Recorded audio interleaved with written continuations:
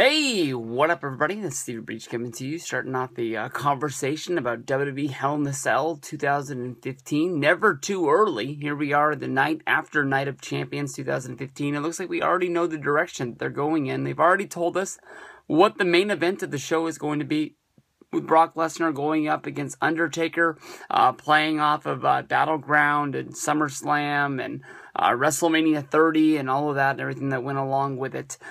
This is going to be definitely a fun show. Kane makes his return during the Sheamus cash-in, stops Sheamus from the act of cashing in. So in one way, he does protect Seth Rollins, but at the same time, he does inflict personal pain on Rollins as well. I'm guessing that more than likely, because of the strength of the main event, with Brock Lesnar going up against Undertaker, we are going to be seeing at Hell in a Cell, Kane going up against Seth Rollins. For months and months, Seth Rollins was the champion of the WWE. Kane was the guy that was hired to sort of be his protector.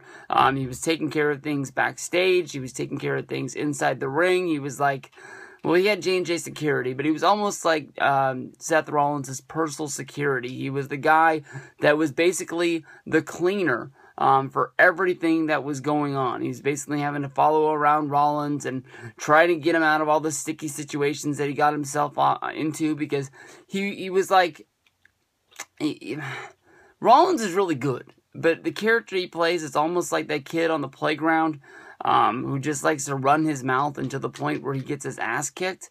But somehow, one way or another, because of the higher power, I guess that'd be the authority, Rollins is always able to squeeze his way out of these problems, but everybody knows it's not him actually, being the guy who gets him out of this. It's always because, it's like the kid in high school bragging about how nice his car is, but everybody knows that, his rich daddy bought him that car.